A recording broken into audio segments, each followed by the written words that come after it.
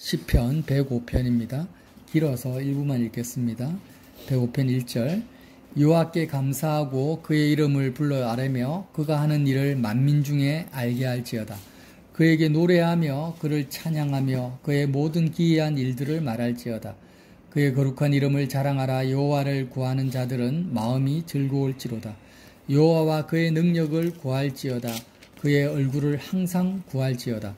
그의 종 아브라함의 후손 곧 택하신 야곱의 자손 너희는 그가 행하신 기적과 그의 이적과 그의 입의 판단을 기억할지어다. 그는 여호와 우리 하나님이시라. 그의 판단이 온 땅에 있도다. 그는 그의 언약 곧 천대에 걸쳐 명령하신 말씀을 영원히 기억하셨으니 이것은 아브라함과 맺은 언약이요 이고 이삭에게 맹세하신 맹세이며 야곱에게 세우신 율례 곧 이스라엘에게 하신 영원한 언약이라. 이르시기를 내가 가나안 땅을 내게 주어 너희에게 할당된 소유가 되게 하리라 하셨도다. 그때 그 사람 수가 적어 그 땅의 나그네가 되었고 이 족속에게서 저 족속에게로 이 나라에서 다른 민족에게로 떠돌아 다녔도다. 그러나 그는 사람이 그들을 억압하는 것을 용납하지 아니하시고 그들로 말미암아 왕들을 꾸짖어 이르시기를 나의 기름 부은 자를 손대지 말며 나의 선지자들을 해하지 말라 하셨도다. 그가 또 그 땅에 기근이 들게 하사 그들이 의지하고 있는 양식을 다 끊으셨도다. 그가 한 사람을 앞서 보내셨으며 요셉이 종으로 팔렸도다. 그의 발은 차고를 차고 그의 몸은 쇠사슬에 매었으니 곧 여호와의 말씀이 응할 때까지라. 그의 말씀이 그를 단련하였도다. 왕이 사람을 보내어 그를 석방하며 뭇백성의 통치자가 그를 자유롭게 하였도다. 그를 그 집의 주관자로 삼아 그의 모든 소유를 관리하게 하시고 그의 뜻대로 모든 신하를 다스리며 그의 지혜로 장로들을 교훈하게 하였도다. 아멘. 여러분, 성경은요, 창세기부터 요한계시록까지 하나님의 나라에 대해서 증거하고 있습니다. 그래서 예수님께서 제자들에게 뭐라고 했습니까? 하나님의 나라가 너희 가운데 임하였다. 이렇게 말씀을 하시는 거예요. 그래서 하나님의 나라는 죽어서 가는 하나님의 나라가 아닙니다. 성경이 증거하는 하나님의 나라는 창세 전부터 에덴 동산에서부터 시작해서 계속해서 도도하게 흐르는 강물처럼 지금도 하나님의 나라가 이 땅에 하늘에 온 우주 가운데 흘러가고 있어요. 성경에 등장하는 모든 인물들은 죽고 나서 하나님의 나라에 들어간 사람을 성경은 기록하지 않고 육체가 살아서 이 땅을 살아가는 가운데서 하나님의 나라를 산 자들, 지금 요셉, 오늘 등장한 요셉, 아브라함, 야곱, 모세, 예수님의 제자들까지 다 포함해서 성경에 등장하는 모든 인물들은요, 하나님의 나라를 이 땅에서 살아갔던 사람들을 어떻게 하나님의 나라를 살았던가에 대해서 증거하고 있는 거죠. 맞죠? 그래서 우리는 꼭 기억해야 됩니다. 하나님의 나라와 세상 나라가 동시에 존재하고 있어요. 지금도. 근데 저와 여러분이 성경에 등장하는 이 요셉처럼 모세처럼 하나님의 나라에 속해서 이 땅을 살아갈 수도 있고 세상 나라에 속해서 바로 왕처럼 이 땅을 살아갈 수도 있다라는 거예요.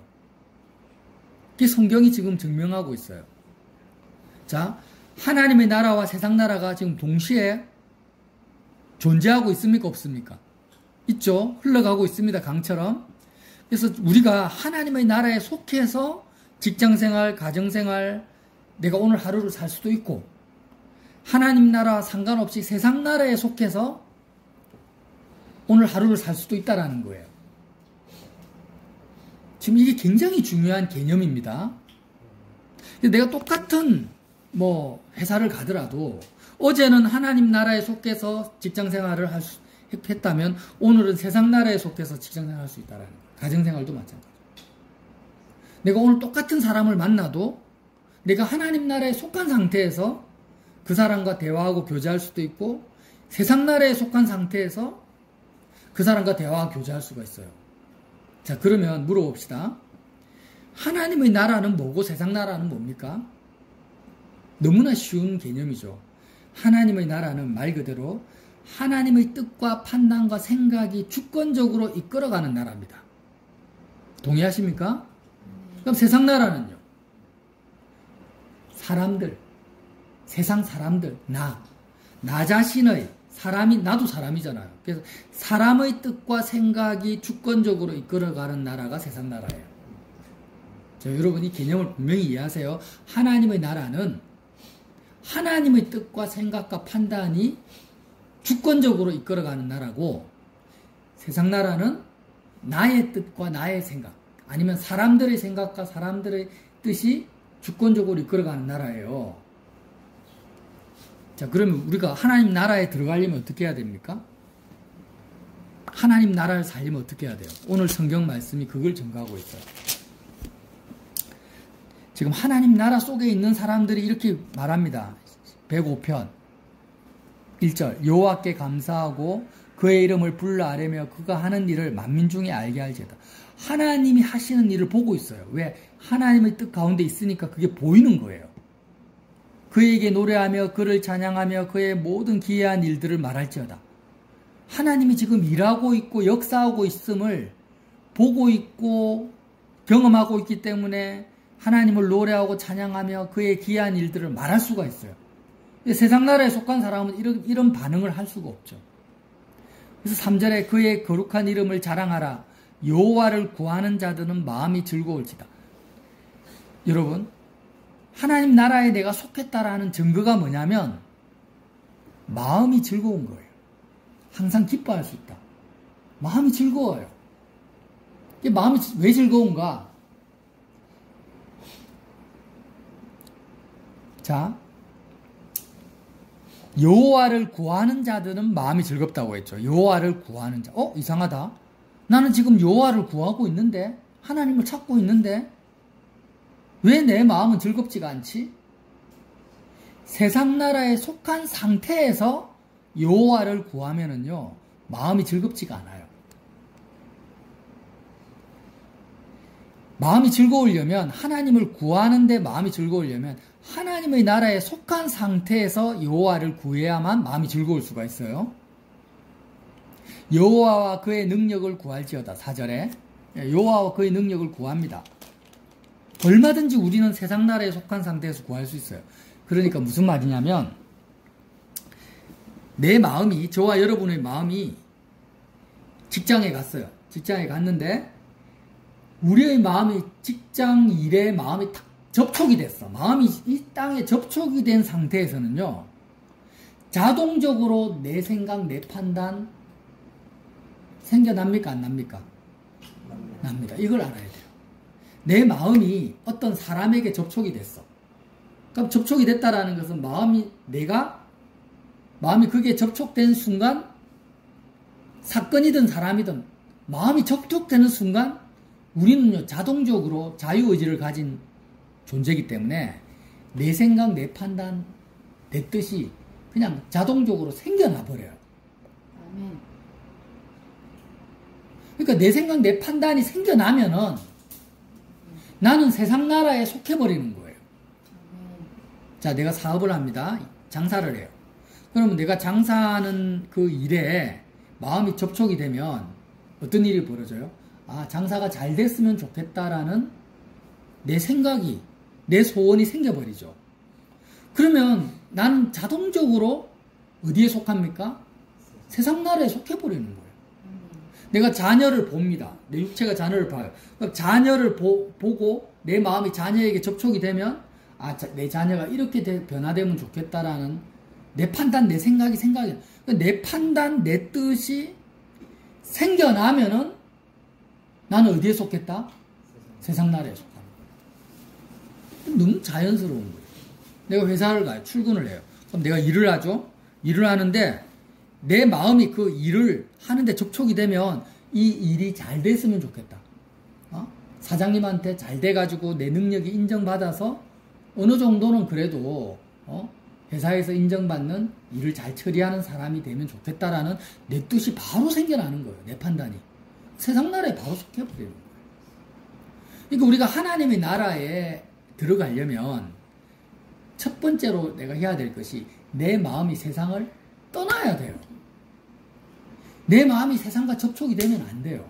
마치 어느 정도냐면, 여러분, 뜨거운 감자라는 표현 들어봤잖아요.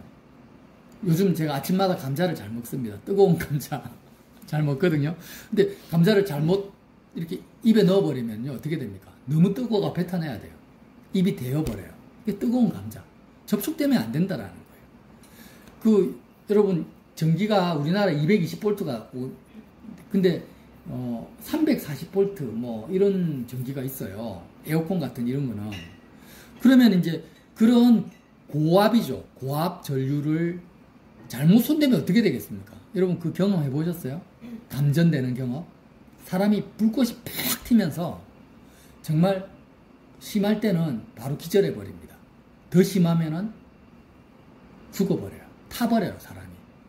그러니까, 어떻게 생각하게 되면, 내가 이 세상에 저와 여러분의 마음이 사람이든 사건이든 이 세상에 내 마음이 접촉되는 것을 고압 전류가 흐르는 전선에 내 손을 갖다 대는 거하고 똑같다라고 생각해야 합니다. 뜨거운 감자를 내 입에 집어넣는 거와 같다라고 생각해야 돼요. 그렇게 생각하지 않으면 우리는 항상 세상 나라에 살아가게 돼요. 세상 나라가 뭐라고요? 내 뜻, 내 생각이 주권적으로 이끌어가는 나라라는 거예요. 자, 여러분 보세요. 4절에 여호와와 그의 능력을 구하는데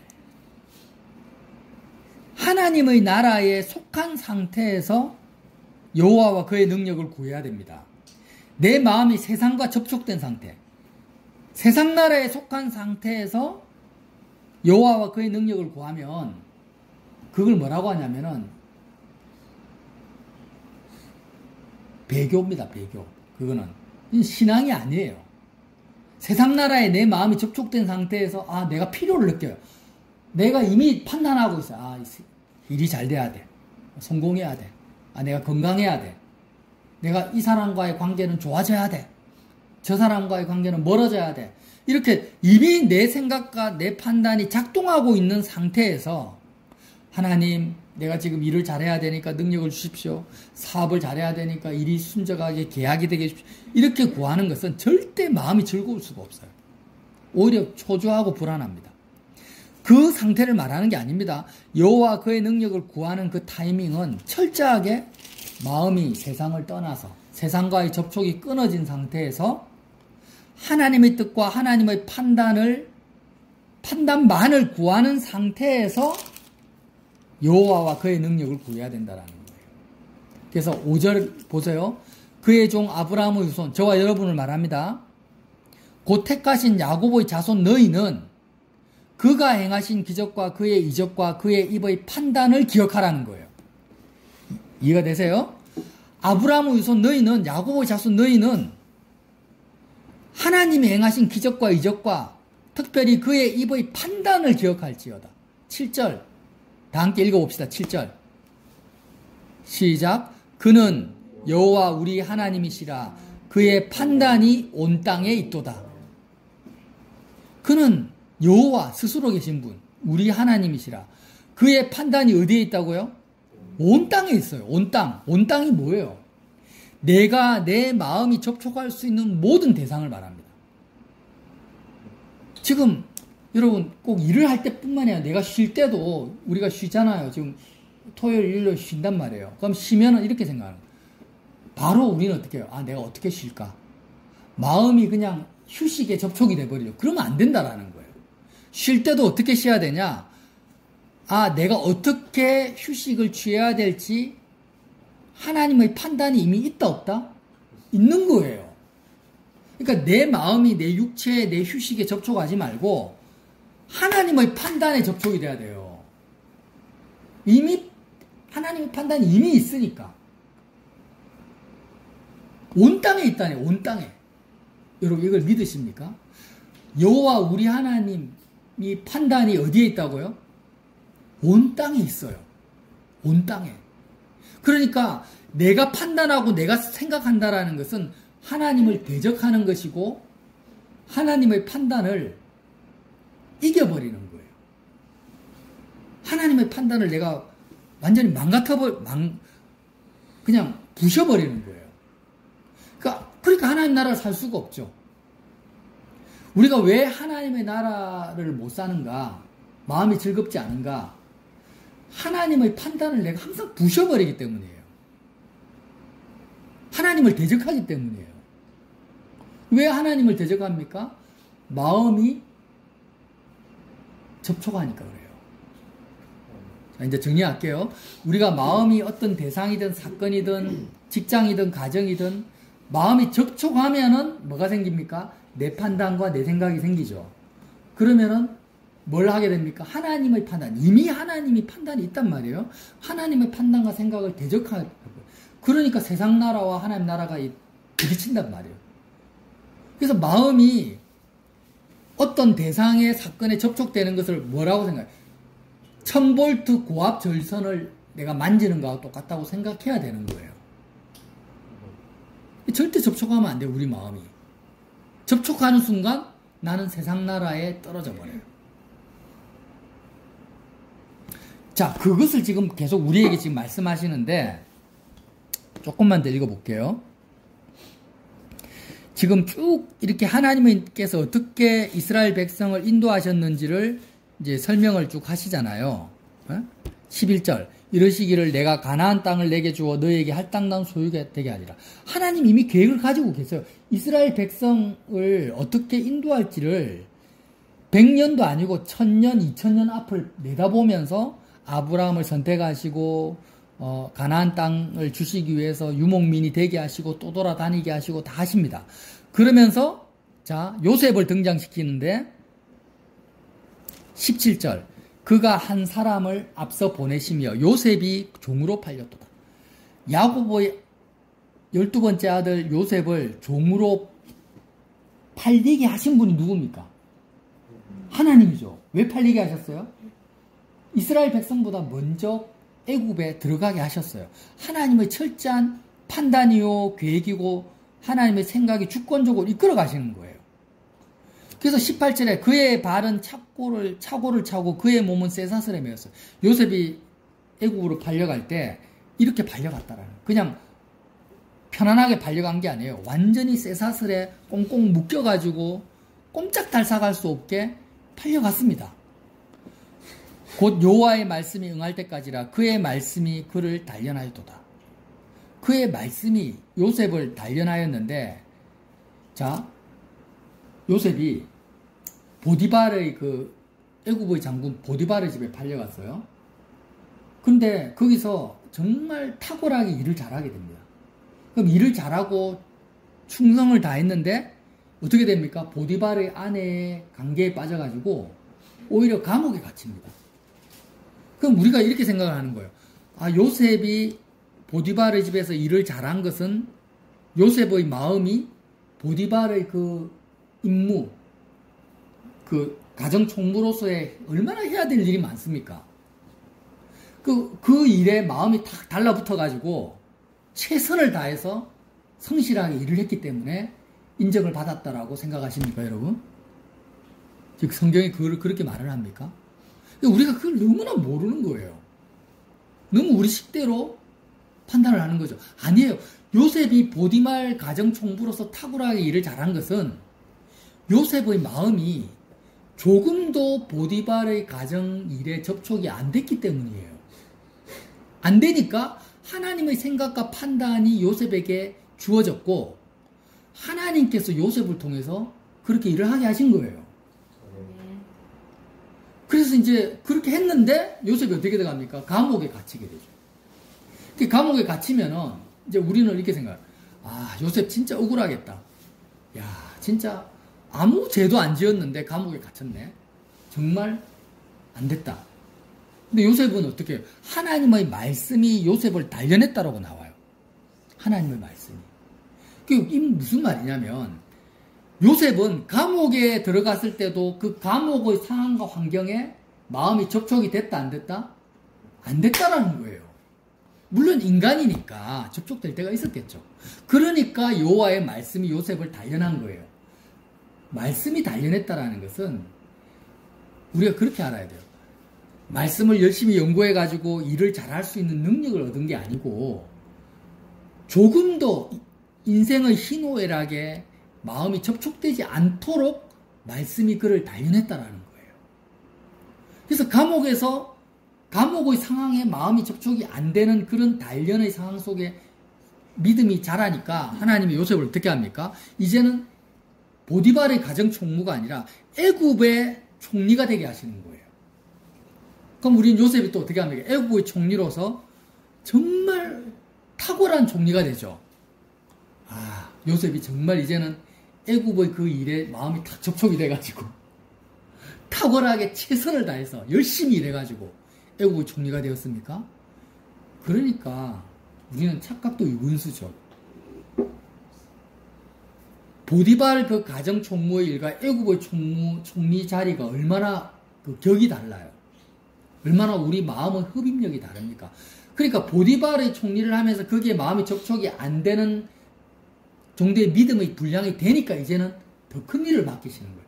작은 일에 충성하니까 하나님이 더 큰 일. 그러니까 충성이라는 개념은요, 마음이 접촉되어 가지고 하는 게 충성이 아니에요. 마음이 접촉이 안 되는 게 충성인 거예요. 그러니까 애굽 총리로서 조금도 마음이 접촉이 안 되니까 하나님이 요셉을 통해서 어마어마한 하나님 나라, 하나님의 뜻과 판단과 생각이 주권적으로 애굽 전체에 하나님의 나라가 임하는 것입니다. 여러분, 제가 이제 말씀을 정리를 할게요. 우리가 빨리 이 개념을 벗어나야 돼요. 하나님의 말씀이 우리의 마음을 단련한다라는 것은 무엇을 단련하는 거예요? 세상에 대해서 얼마나 네가 죽느냐? 하나님이 어떤 일을 맡기셔도 그 일에 대해서 마음과 너의 생각이 죽을 수 있느냐? 이거를 단련하는 거예요. 근데 우리는 여태까지 이전에 어떻게 살았냐? 어떤 일을 하나님이 나에게 맡기시면 거기에 마음이 완전히 몰입되어 가지고 세상 나라에 속한 상태에서 이제 허덕거리는 거예요. 하나님, 내가 지혜가 필요합니다. 지혜를 주십시오. 하나님, 능력을 주십시오. 뭐 성령을 주십시오. 이거는 전부 뭐예요? 거짓말이에요. 이거는요, 완전히 말도 되도 않는 것이고, 하나님을 끌어당겨서 일용직 노동자로서는 하나님을, 그건 신앙이 아닙니다. 그건 믿음이 아닙니다. 그것은 하나님 나라하고 아무 상관이 없어요. 오히려 더 지옥 자식이 되게 하는, 완전히 말도 되지 않는, 믿음도 아니고 신앙도 아니고 하나님을 이용하는 거예요. 악한 겁니다. 악한 거. 가증한 거예요. 이제 거기서 벗어나야 돼요. 어떻게 벗어나야 됩니까? 이제 십자가의 예수님과 하나 돼야 되는 거예요. 그러니까 우리가 세상 나라에서 하나님의 나라로 들어갈 수 있는 유일한 길은 십자가의 예수님밖에 없습니다. 왜 그렇습니까? 내 마음이 접촉되어 있는 그 대상에 대해서 내가 죽는 거예요. 자녀에게, 직장 문제, 사업 문제, 내 마음이 접촉되어 있는 이런 나 자신이 죽어버리는 게 십자가인 거. 십자가가 뭐라고요? 마음이 이미 접촉되어 있어. 마음이 이미 세상에 속해 있어요. 내 생각과 내 판단과 내 뜻, 아니면 다른 사람들의 뜻과 생각이 나를 사로잡고 있어요. 그 상태에서 벗어날 수 있는 길이 십자가 말고 있습니까? 없습니까? 없어요. 없어요. 그러니까 세상 나라에 속한 내가 하나님의 나라로 들어가는 유일한 그 길, 양의 문입니다. 양의 문, 통로. 그 십자가 예수님과 내가 연합되는 거죠. 자, 사람들마다 죄의 기준이 달라요. 죄의 크기도 달라요. 그러니까 죄의 크기, 어떤 사람은 사기치는 것을 큰 죄라고 여기고 어떤 사람은 살인하는 것을 큰 죄라고 여기죠. 근데 사람들이 생각하는 죄의 기준과 죄의 크기는요, 다 틀렸어요. 다 다르니까.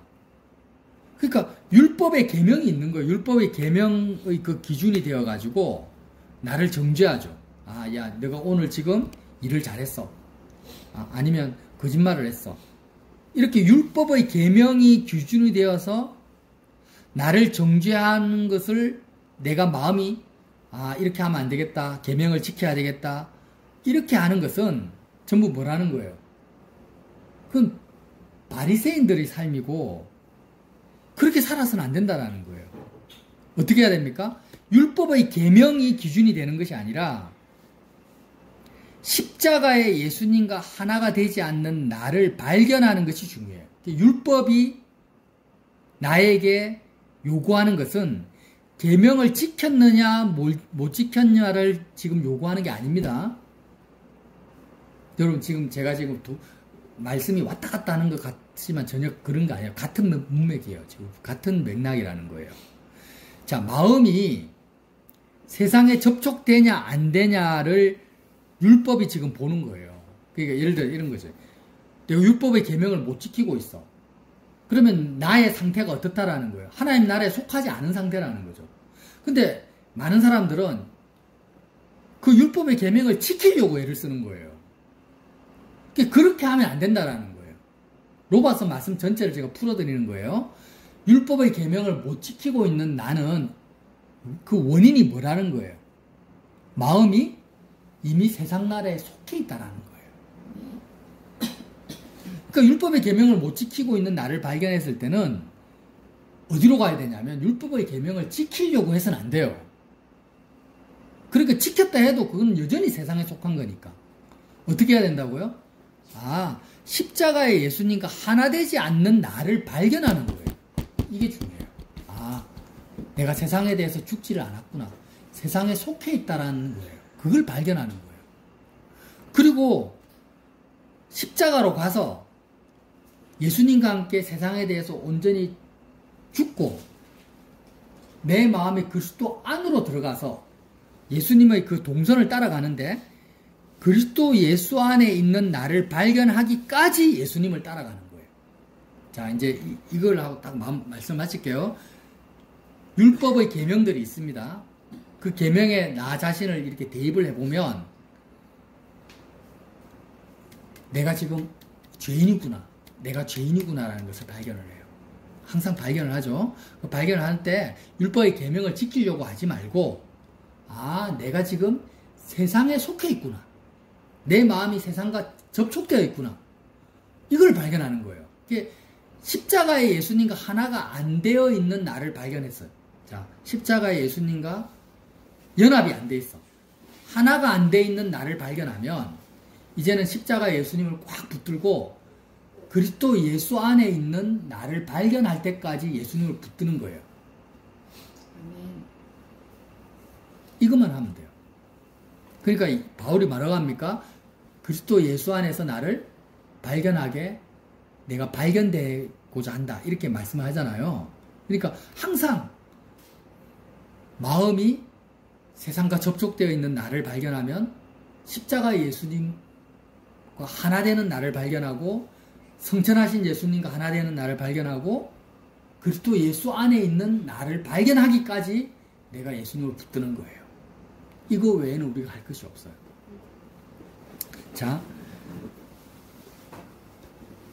한 가지만 또 기억합시다. 우리가 말씀을 나눌 때 말씀을 자꾸 설교를 들었는데 남는 게 없어. 그러면 안 되잖아요. 그러니까 한 가지만 꼭, 한 가지라도 건지자고. 세상과 마음이 접촉되는 순간 나는 뭘 잃어버립니까? 하나님의 나라를 잃어버린다.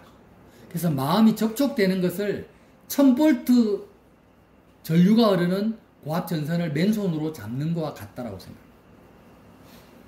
그만큼 나는 두려워해. 왜? 하나님의 나라를 통째로 잃어버리는 거예요.